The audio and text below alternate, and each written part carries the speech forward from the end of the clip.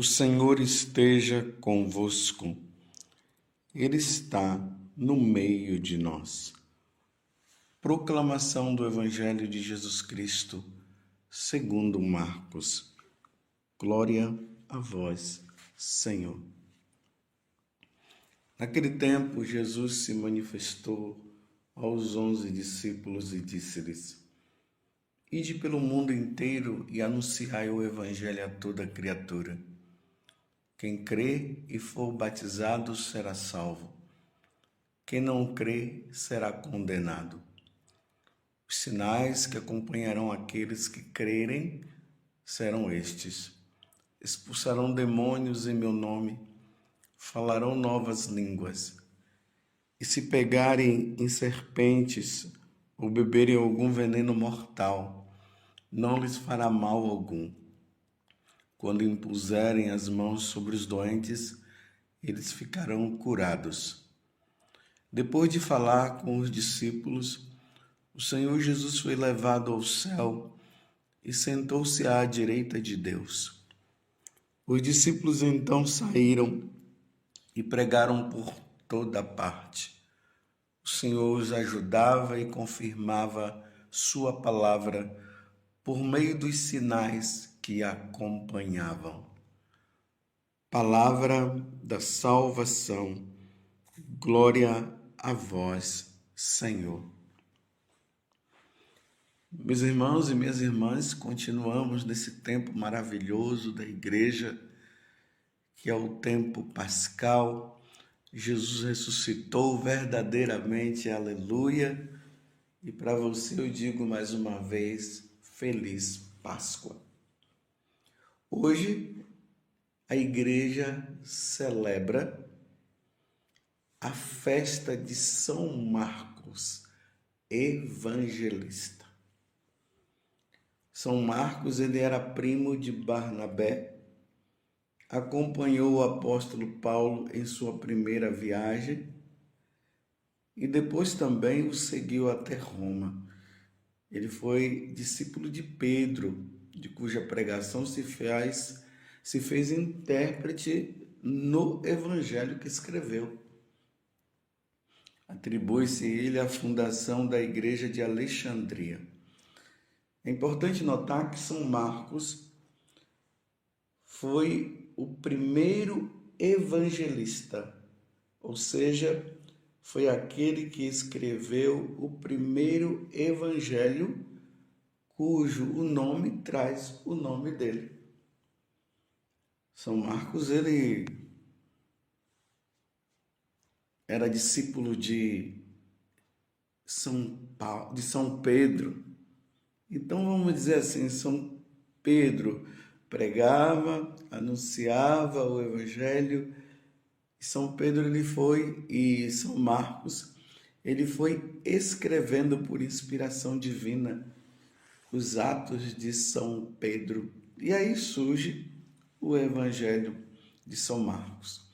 Hoje a igreja se reveste de vermelho, porque ele foi martirizado.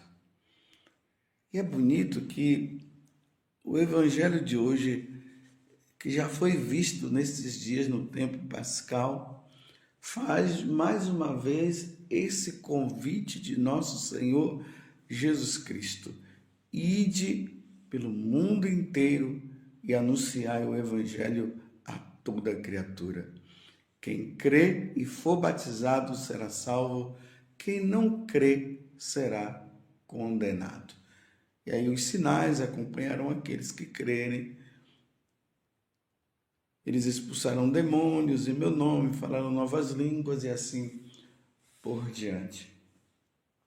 E graças a este envio de Jesus aos apóstolos, ide por todo mundo e pregai o evangelho. Vocês notam que no evangelho de hoje diz que Jesus depois ele subiu aos céus e sentou à direita de Deus.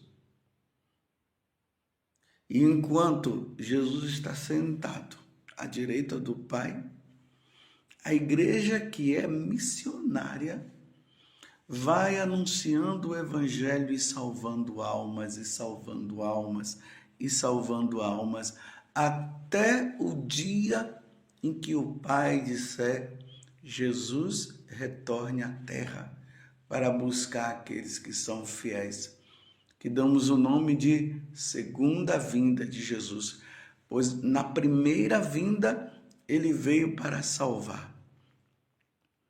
Neste intervalo da sua morte, ressurreição, ou melhor, da sua encarnação, morte, ressurreição e ascensão ao céu, ou seja, o retorno dele para o Pai, neste tempo em que aguardamos o retorno dele, segunda vinda, a igreja vai evangelizando. A igreja nunca parou de evangelizar e nunca vai parar de evangelizar. E graças ao envio dos apóstolos a todas as nações, porque as nações pagãs precisariam voltar para a verdadeira igreja de nosso Senhor Jesus Cristo, voltar para nosso Senhor Jesus Cristo, ter Jesus como Rei e Senhor. Graças a tudo isso, quantas pessoas deram a vida graças à evangelização? Os apóstolos, primeiramente. Depois, muitos e muitos cristãos foram dando a vida. E como fruto de tudo isso, a igreja foi crescendo,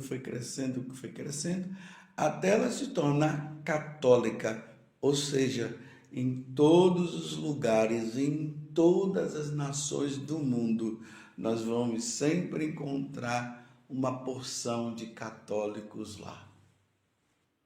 E o fruto também dessa evangelização foi o nascimento de muitas ordens religiosas, de muitas congregações religiosas.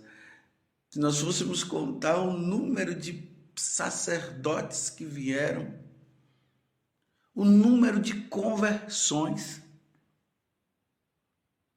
graças a esse mandato de Jesus: ide por todo mundo e pregai o evangelho a toda criatura. Quem crê e for batizado será salvo.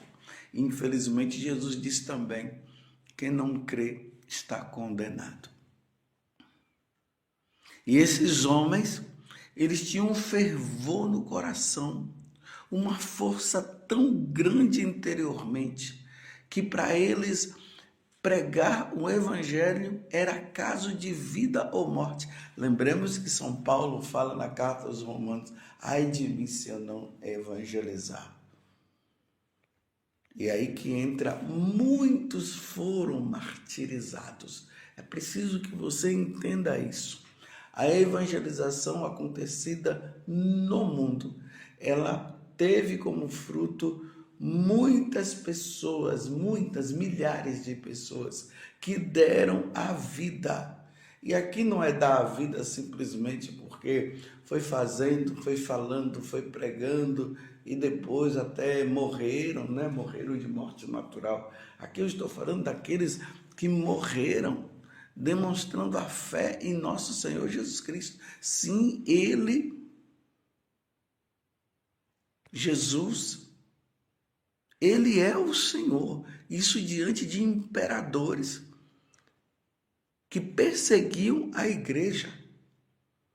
E eles deram a vida, como São Marcos deu.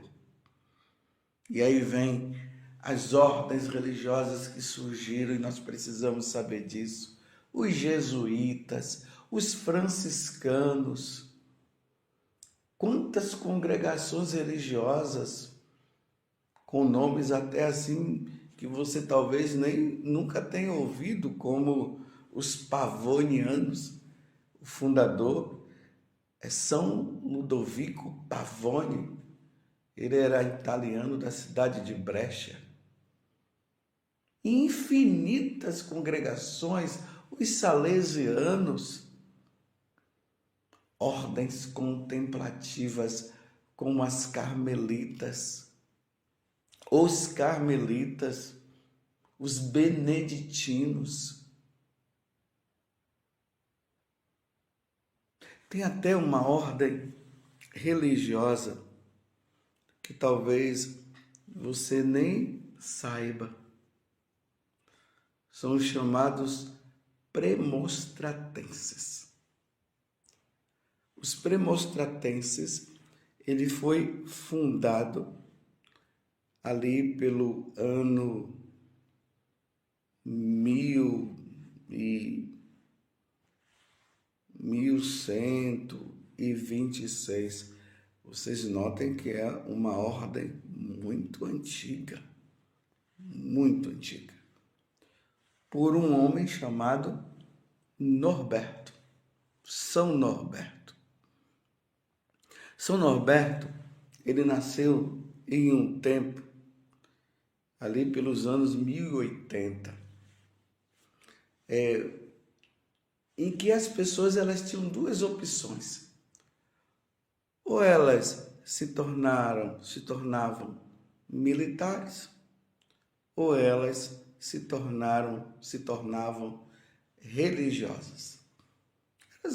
Eram essas duas opções. E Norberto, ele escolheu de ser religioso. Mas aqui tem uma coisa interessante.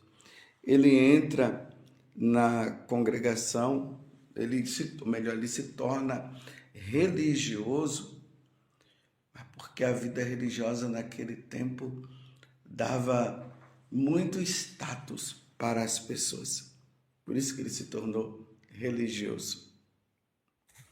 E aqui entra um fato muito importante na vida de São Norberto, que eu quero contar aqui para você. Até mesmo para nós entendermos os tempos que nós estamos. Então, São Norberto era religioso, mas levava uma vida assim, dissoluta. Não era um religioso convertido, não. Não era. Até que um dia, São Norberto, ele estava andando a cavalo e, de repente, ele foi atingido por um raio. Não que o raio pegou nele, né? O raio caiu ali por perto. Ele caiu desmaiado também. Não se sabe o tempo que ele ficou desmaiado. E uma voz lhe disse para deixar a vida mundana e procurar o amor verdadeiro, a virtude e o evangelho. Olha, era um religioso, meus irmãos. Ele já tinha uma vida cristã, se converteu. E aí Norberto enxergou o erro que ele vivia e reconheceu e se arrependeu. Ele abandonou o luxo e os prazeres falsos da vida religiosa praticado pelos nobres e assumiu a pobreza evangélica. Ele passou a vestir roupas pobres e andava descalço e principalmente começou a buscar a Deus na oração, no jejum, no controle de si mesmo, no dizer não às paixões. Meus irmãos, era um religioso. Quando terminou o ciclo da solidão que ele vivia, ele percorreu a França e a Bélgica e a Alemanha pregando o evangelho. Depois foi fazer os estudos teológicos no mosteiro de Cienburgo. Ao terminar, foi ordenado sacerdote. Depois que ele foi ordenado sacerdote, São Norberto passou a lutar pela conversão do clero e dos nobres. Olha, uma vez que o clero, os nobres, estavam levando uma vida errada, o clero, meus irmãos, o clero, ele propôs reforma nos costumes da igreja, buscando eliminar os privilégios que os nobres tinham na prática de um cristianismo de fachada. A princípio, foi duramente contestado pelo clero, mas graças a Deus, o Papa estava do lado dele. E aí, essa reforma que ele foi fazendo, ele viu com os próprios olhos e foi uma grande vitória, tendo o apoio do Papa. Passado esse tempo, São Norberto achou melhor viver uma vida de solidão, mergulhado na oração e no contato com Deus. E aí surge essa ordem chamada de Ordem dos Cônegos Regulares Premonstratenses. E a ordem ficou conhecida com o nome de Ordem dos Monges Brancos, porque eles usam um hábito branco. Por exemplo, recentemente, esses dias mesmo, eu fui em Montes Claros para pregar um encontro lá, em evangelização, e eu tive a oportunidade de celebrar a missa lá no convento dos Premonstratenses. Eu fui bem recebido pelos monges, e ali o cônego Michel, que é o prior lá em São Marcos, em Montes Claros, celebrei a missa, depois eu viajei.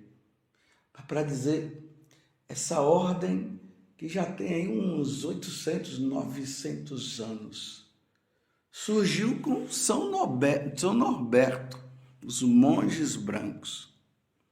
Depois dessa outra etapa, São Norberto, ele começou a viajar e pregar o evangelho novamente.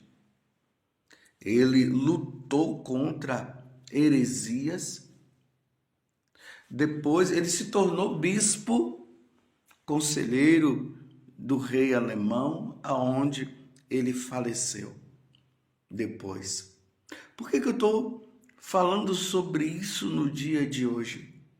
Porque imagina, nesse tempo de evangelização que aconteceu, São Norberto, ele foi chamado por Deus para reevangelizar o clero, a igreja, os nobres, os cristãos.